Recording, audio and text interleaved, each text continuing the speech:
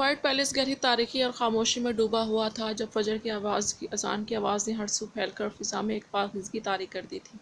तब रुहाब फजर की नमाज के लिए उठी थी क्योंकि बेबी के रोने की आवाज़ आ रही थी, इसलिए फजर की आंख भी खुल गई। वह घबरा कर उठ बैठी क्योंकि रोने से वो गुलाबी छोटा सा वजूद सुर्ख पड़ चुका था। फजर ने जल्दी से उठाकर इसे खुद से लगाया।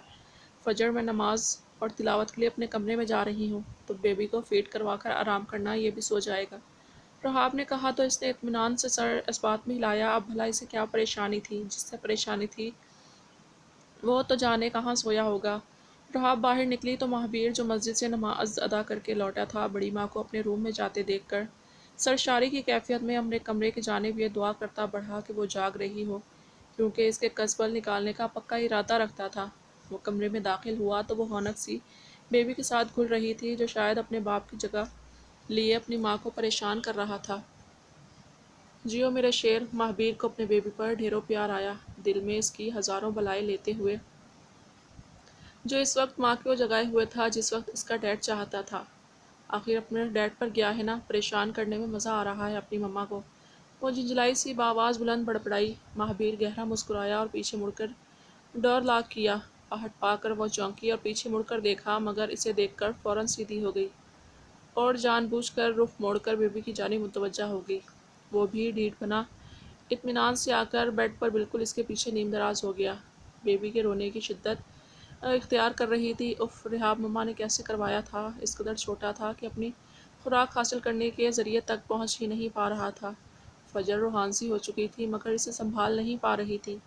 जबकि वो रोए जा रहा था। अब महावीर अपनी जगह से उठा, गाँव तकिया उठाकर इसकी फोल्ड की गई टांग के नीचे रखा और दो तकिए जोड़कर इसकी कमर को सहारा दिया। अब करवाओ फीड से, महावीर ने नरमी से कहा और दोबारा अपनी जगह पर आकर बैठ गया ताकि वो इजी रहे। फजर ने बेबी को खुद से लगाया। वो कदरे आसानी से इसे फीड करवा पा रही थी। प्रिंस भी अब अपने शुगल में मसरूफ़ हो चुका था। बहुत जल्द पेट भर जाने पर वो दोबारा गहरी नींद सो चुका था। फजर ने भीगी आंखों से झुककर इसके माथे पर लब रखे। क्या था, पीछे बैठा बेमहर शख्स इसे इतनी तकलीफ और नाजुक वक्त छोड़कर चला गया था। ऐसे ही इसके पास होता तो वो बेआवाज़ रोती अपनी ही सोचों में गुम थी। मैंने तो बेबी गर्ल का नाम सोचा था, बट जो अल्लाह ताला को मंजूर। बाहिर भाई जाते हुए मुझे और तुम्हें मुबारकबाद देकर गए थे और नेम भी बताकर गए, अर्शन, महावीर, रासिम। अच्छा है ना? वो नरमी से दोस्ताना लहजे में बोला। फजर ने बेबी को पास लिटाया। अब मुश्किल तो ये थी कि अगर वो खुद नीम दराज होती तो इस शख्स के पहलू से जा लगती, मगर वो ऐसा करना नहीं चाहती थी। आंसू भी तो बगावत करने पर तुले बैठे थे। महावीर बेतहाशा चौंका था। वो अब की बार ज़ोर ज़ोर ज़बरदस्ती करके इसे मनाना नहीं चाहता था, तभी ज़ब्त किए बैठा रहा। मगर अब ये फ़ील हुआ कि वो रो रही है तो तड़प उठा था। फजर, मेरी जान, बाजू से थाम कर इसका रुख अपनी तरफ किया। छोड़े मुझे। वो फंकारी, मगर असर किसे था? महावीर ने इसका भीगा चेहरा हाथों में भरा। बस भी करो जान, क्यों सज़ा दे रही हूँ खुद को मुझे सज़ा देकर? हम में से किसी की मिसेस नहीं जानती हमारे बारे में, मगर तुम तो जानती हो ना, फिर ये नाराज़गी और बेरुखी क्यों? जानता हूँ बहुत नाजुक वक्त से गुजरी हो, बहुत तकलीफ झेली है, ये भी जानता हूँ, मगर एक सिपाही भी तो हूँ, मेरी मजबूरी समझो मेरी जान। महावीर ने नरमी से इसे समझाया और अपने लबों से वो कीमती मोती चुने। फजर इसकी बाहों में और बिखरी। आपको तो एक मर्तबा भी ख्याल नहीं आया ना, ना मेरा ना अपनी बेबी का? नहीं तो एक मर्तबा ही सही आप लौट कर आते, हमारी परवाह होती तो तब ना। तो अब मेरी ज़रा सी बेवकूफ़ी से क्यों तड़प रहे हैं? जाइए अब वहीं जहाँ से आए हैं, हमें भी नहीं परवाह आपकी। वो खालिस्तान लड़ाका बीवी वाले स्टाइल में भराई हुई आवाज़ में बोली तो महावीर को बड़ी हंसी आई, मगर हंसने का मतलब था पहले से छिड़ी हुई को और छेड़ना। सो चुपचाप इसे देखे गया। यार ऐसा तो मत बोलो।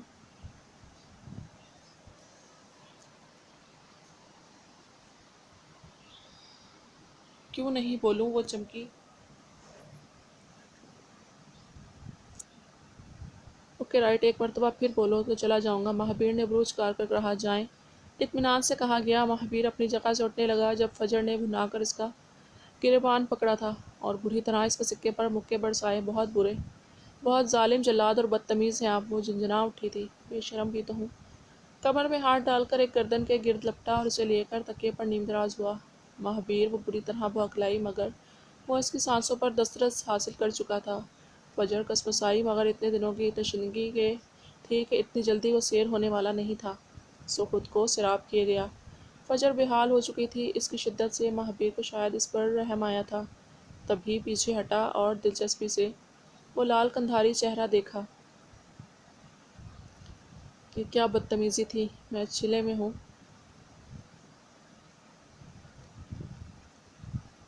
فجر نے نہ روٹھے پن سے گھورا، یہ تم لڑاکا بیووں کی طرح زبان کے جوہر دکھائی جا رہی تھی تو تمہیں شیٹ اپ کیا تھا۔ ویسے بھی چلے کی بات تو چپ ہی کرایا ہے، تمہیں کوئی اور گستاخی تو نہیں کی؟ وہ معنی خیزی سا بولا تو فجر نے گھبرا کر اسی کے سینے میں منہ دے لیا کہ ان کے منہ کون لگتا، کہ وہ تو لگتا تھا پیدائشی بے شرم ہے سارے کے سارے۔ منیر بنا جل کے مچھلی کی طرح تڑپتا پھر رہا تھا۔ یہ لوگ اپنی نہ صرف ناپاک مقاصد میں بری طرح ناکام ہوئے تھے، بلکہ بھائی اور اس کے خاص الخاص آدمی بھی سرے سے غائب تھے۔ جو وکیل کا آدمی انہوں نے پکڑا تھا اور اس کا خاندان بھی سرے سے غائب تھا۔ اگر تو اس کا بھائی ان جلادوں کے ہاتھ لگ چکا تھا تو یہ کوئی اچھی خبر نہیں تھی، مگر وہ کسی بھی قیمت پر اپنے بھائی کو صحیح سلامت واپس لانا چاہتا تھا، تبھی کسی بھی طرح اس گرین ماسٹر کا نمبر حاصل کر کے اپنے فون سے ملایا، جو دوسری بیل پر ریسیو کر لیا گیا، مگر ادھر خاموشی چھائی رہی۔ ماہر سوہم خان جو غم و غصے میں خون آشام بلا بن چکا تھا، شرربار نگاہوں سے فون کو گھور کر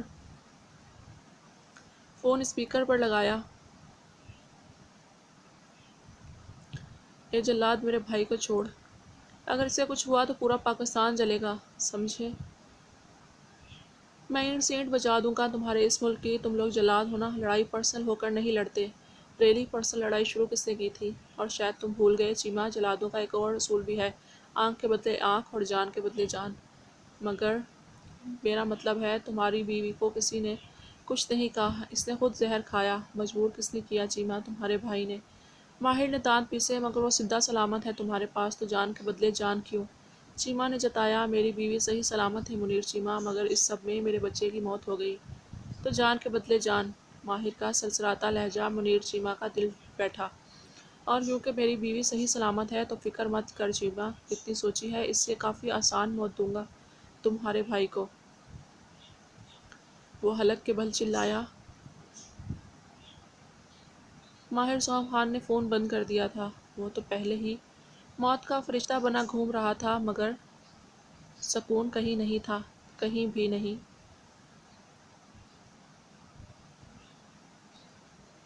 فیصلے کی گھڑی آن پہنچی تھی، ان سب کو پھر اسلام آباد آنا پڑا۔ منیر چیما نے اپنے بھائی کو ڈھونڈنے کے لیے سر دھڑ کی بازی لگا دی تھی، مگر اس کو نہیں ملنا تھا، نہ ملا۔ وہ پاشا کو ہزار طرح کی آفرز بھی دے چکا تھا، مگر وہ ٹس سے مس نہیں ہو کر دے رہے تھے۔ وہ جو کرپٹ منسٹر ان لوگوں نے اپنے ساتھ ملائے تھے، اب ان کی ہار ہوتے دیکھ منظر سے یوں غائب تھے جیسے دھماکے کی آواز سن کر کوے اڑ جاتے ہیں اور پھر دکھائی نہیں دیتے۔ آج پھر سب عدالت میں موجود تھے۔ یہ ان کے لیے ایک تاریخی لمحہ تھا جب چیف جسٹس نے فیصلہ سنایا۔ تمام گواہوں اور ثبوتوں کو مد نظر رکھتے ہوئے یہ عدالت اس نتیجے پر پہنچی ہے کہ میجر عاصم اور ان کے پرائیویٹ ڈیٹیکٹیوز پاشا ابراہیم، سوہن خان، راسم حفیظ اور کبیر ابراہیم پر غداری کیس بالکل بے بنیاد اور جھوٹے تھے، اسی لیے یہ عدالت انہیں ہر الزام سے باعزت بری کرتی ہے۔ ان سب کے چہروں پر فاتحانہ مسکراہٹ تھی۔ اب منیر چیما اور کھرل کو حراست میں لیتے ہوئے انہیں سزائیں سنائی جا رہی تھیں۔ آج ایگزیکیوشنرز کی فتح کا دن تھا، دشمن کو بہت بری طرح شکست ہو چکی تھی اور وہ سب فاتح بن کر واپس پیلس لوٹے تھے۔ وہ کافی دیر سے راکنگ چیئر پر بیٹھا رستم اور اس کے آدمیوں کی چیخیں سن کر سکون حاصل کرنے کی کوشش کر رہا تھا۔ بلیک پینٹ کے اوپر بلیک ہوڈی، لال انگارہ، شرربار کائی جمی آنکھوں سے نکلتے سبز شعلے اور سرخ چہرہ، جو کوئی عام انسان دیکھ لیتا تو یقیناً اس کے رونگٹے کھڑے ہو جاتے۔ رستم بول نہیں سکتا تھا، مگر اس قدر اذیت سے دوچار کر دیا گیا تھا کہ اپنے منہ سے قوقاں جیسی وحشتناک آوازیں نکال رہا تھا، اور یہی بھیانک بدی آوازیں کسی کے سکون کا باعث تھیں۔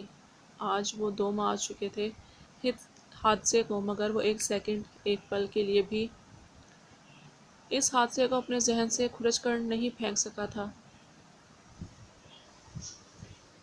آج وائٹ پیلس میں اسی کے کہنے پر بڑے پیمانے پر مہابیر کے بیٹے کی خوشی تھی، اور ان کے لیے جشن کا وقت۔ اسے پاشا، سوہم اور کبیر بارہا فون کر چکے تھے، مگر اس نے یہ کہہ کر ٹال دیا تھا کہ اسے اس کے حال پر چھوڑ دیا جائے۔ اپنی جان کو ایک مسلسل عذاب میں جھونک رکھی تھی، اب بھی اس کے آدمی رستم اور اس کے آدمیوں کو جسموں کو گرم سلاخوں سے داغ کر ان پر کبھی نمک لگاتے تو کبھی کھولتا پانی گراتے۔ پورے اپارٹمنٹ میں ان کی چیخیں گونج رہی تھی، مگر وہ راکنگ چیئر پر یوں جھول رہا تھا جیسے کوئی لوری سنائی جا رہی ہو۔ تبھی فون رنگ ہوا۔ کس نے گستاخی کی تھی اسے چھیڑنے کی؟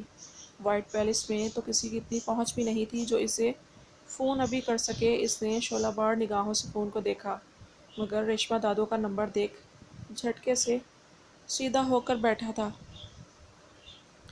وائٹ پیلس میں جشن کا سا سما تھا۔ آج پھر اسے تازہ مہکتے گلابوں سے دلہن کی طرح سجایا گیا تھا۔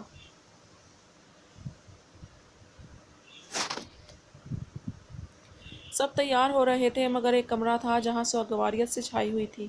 منی اس کے سرہانے بیٹھی کب سے آوازیں دیے جا رہی تھی، مگر وہ ٹس سے مس نہیں ہو رہی تھی۔ 2 ماہ بہت تھے رونے کو، سوگ منانے کو۔ اب تو رو رو کر آنکھیں بھی خشک ہو چکی تھی۔ اب تو اپنا خیال رکھنا بھی چھوڑ دیا تھا۔ نہ سجتی تھی نہ سنورتی تھی، نہ ڈھنگ سے کھاتی تھی نہ پیتی تھی۔ منی ہی تھی جو اس کے پیچھے ہلکان ہوئی رہتی۔ جانتی تھی اس ہری بھلا کا غصہ جب دماغ گھومتا تو یوں ہی کئی کئی دن غائب رہتا تھا۔ ہاں مگر جب لوٹے گا تو اسے اس کی سب سے قیمتی چیز بالکل صحیح سلامت چاہیے ہوگی، اور اگر ایسا نہ ہو پایا تو شامت منی کی آنی تھی۔ کچھ بعید نہ تھا وہ ماسٹر منی کے ہی گلے پڑ جاتا۔ مارشمیلو اڑ جاؤ سہیلی، سب تیار ہو رہے ہیں، تم بھی تیار ہو جاؤ۔ مگر وہ تکیے میں منہ دیے لیٹی رہی، مگر کچھ یاد آنے پر جھٹکے سے اٹھی تھی۔ سنو منی، وہ کہاں ہے؟ یہ بات یہاں کسے معلوم ہوگی؟ رواحہ کا سرد و سپاٹ چہرہ دیکھ منی چونک گئی تھی۔ اس کے چہرے کی جانب دیکھا جو گلاب کی طرح مرجھا چکا تھا۔ مہابیر کو منی کے کہنے کی دیر تھی۔ وہ جھٹکے سے اپنی جگہ سے اٹھی اور تن فن کرتی باہر نکلی۔ وہ جو تیار ہو کر اپنے روم سے نکل رہا تھا، انہیں ٹوٹی بکھری حالت میں دیکھ کر نگاہیں چرا گیا، مگر وہ اس کے سر پر پہنچ چکی تھی۔ مہابیر، وہ کدھر ہیں؟ کب آئیں گے؟ وہ بھرائی آواز میں چلائی۔ آ جائیں گے بھابھی، بہت جلد۔ آپ نہیں، مجھے صحیح طرح بتاؤ کب آئیں گے؟ رواحہ نے اپنے بال مٹھیوں میں جکڑے اور پھوٹ پھوٹ کر رونے لگی۔ مہابیر نے لب کاٹتے رخ موڑ لیا۔ وہ کیا کر سکتا تھا؟ جس کی خاطر وہ ٹوٹ رہی تھی، بکھر رہی تھی، وہ کون سا اس کی حالت سے انجان ہوگا جو اسے کوئی اسپیشل پیغام دینا پڑتا اسے؟ مہابیر نگاہیں چراتا باہر نکل گیا۔ منی بھاگ کر باہر آئی اور اسے بازوؤں سے تھام کر گھسیٹ کر اپنے روم میں لے گئی۔ مگر آج اسے رونے اور آہوں اور سسکیوں میں کمی آنے نہیں دے رہی تھی۔ تبھی ایک مرتبہ پھر وہ بھناتی اٹھی تھی۔ منی نے اسے پکڑنے کی کوشش کی، مگر وہ پکی شیرنی آج اسے قابو میں نہیں آ رہی تھی۔ رواحہ ریشما کے کمرے میں آئی تھی اور ان کی گود میں سر دے کر پھوٹ پھوٹ کر رو دی۔ ارے کیا ہوا بچی؟ وہ سب کچھ جانتی تھی، جان بوجھ کر پوچھا تاکہ اس کے دل کا بوجھ ہلکا ہو جائے۔ وہ ہچکیوں کے دوران سب بتاتی چلی گئی۔ ریشما سکون سے سنی گئی۔ بات کرنی ہے اس سے؟ ریشما نے مبہم سا مسکرا کر پوچھا تو اس نے بھیگا چہرہ لیے اس بات میں سر ہلایا۔ تب ریشما نے فون ملایا۔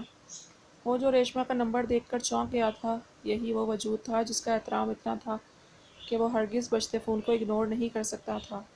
تبھی دوسری بیل پر فون یس کر کے کان کو لگایا۔ جی ریشما دادو، حکم؟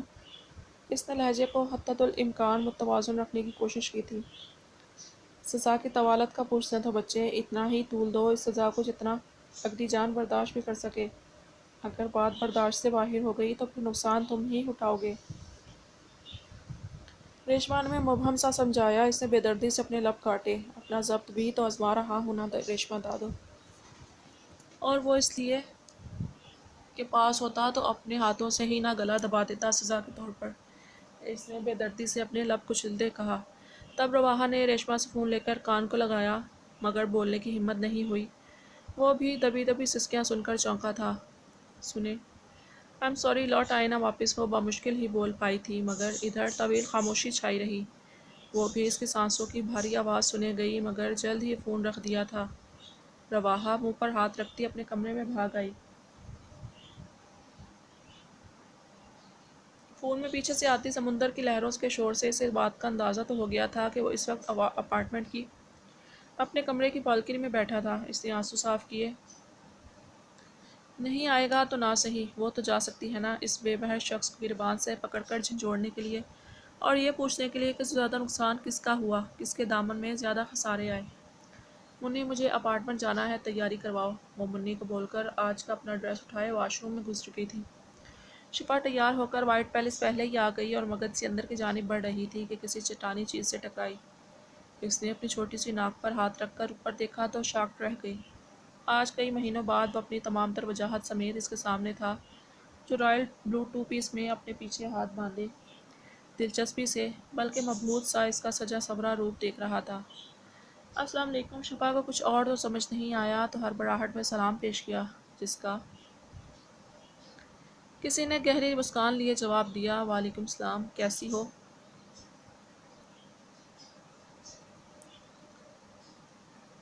بالکل ٹھیک، وہ کہہ کر کھسکنے لگی۔ جب جھوٹی، کتنی جھوٹی ہو تم؟ آریان کے شوشے پر اس نے پیچھے مڑ کر حیرت سے اسے دیکھا۔ واٹ؟ How dare you? میں نے کیا جھوٹ بولا ہے؟ اس نے اچنبھے سے پوچھا۔ میں نے تمہیں کب ڈارلنگ اور جانو بولا جو تم نے مجھے سب کے سامنے بدنام کیا کہ میں تمہیں ڈارلنگ اور جانو بولتا ہوں؟ آریان نے پینٹ کی پاکٹوں میں ہاتھ دیے اطمینان سے بول کر اسے اپنے باتوں میں پھنسایا۔ کب؟ میں نے کب بولا اور کس کو؟ شفا کی آنکھیں پھیل گئیں اس کے شوشوں پر۔ ریلی؟ اور وہ کس نے بولا تھا؟ جب تک بیٹا ممی بولے تب تک بیٹا تیرا ہے، اب تیرا بیٹا ڈارلنگ بولے اب تیرا بیٹا میرا ہے، آریان نے اطمینان سے روانی سے کہا تو شفا کے چہرے نے لہو چھلکایا۔ یو بہت بدتمیز ہیں آپ، وائٹ چلگوزے اور حرکتیں بھی، اف، لیڈیز کی پرائیویسی نام کی بھی کوئی چیز ہوتی ہے، بٹ آپ لوگ، وہ خفت مٹانے کو جانے کیا کیا بولے گئی، جبکہ آریان کا ہنس ہنس کر برا حال ہو چکا تھا۔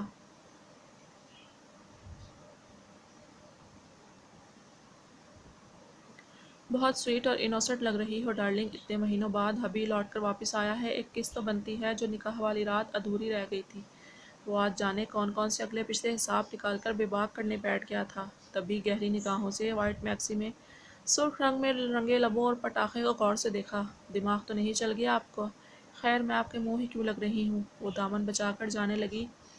پھر آج رات ویٹ کرنا، تمہاری سویٹ چیک پر پھر فاقہ زدہ چھپکلی بنانے آؤں گا۔ آریان نے اسے وارن کیا جیسے کہنا چاہتا ہو جو مانگا ہے ابھی دے کر جان چھڑواؤ نہیں تو۔ واٹ؟ شفا کو ایک اور بات یاد آئی، آپ کی ہمت کیسے ہوئی میرے ہی گھر آ کر، میرے ہی روم میں، میرے ہی چک پر وہ چھپکلی بنانے کی؟ وہ پھنکاری، جیسے آج ہوگی ہمت تمہارے ہی گھر میں، تمہارے ہی روم میں تمہیں کس کر کے آؤں گا۔ وہ اطمینان سے بولتا پیچھے سے آتے کامران حسن کی جانب بڑھ گیا۔ چلغوزہ دھمکیاں؟ شفا لاپرواہی سے آگے بڑھی، مگر نہیں جانتی تھی وہ سن آف پاشا ابراہیم ہے۔ باپ کی طرح سر پھرا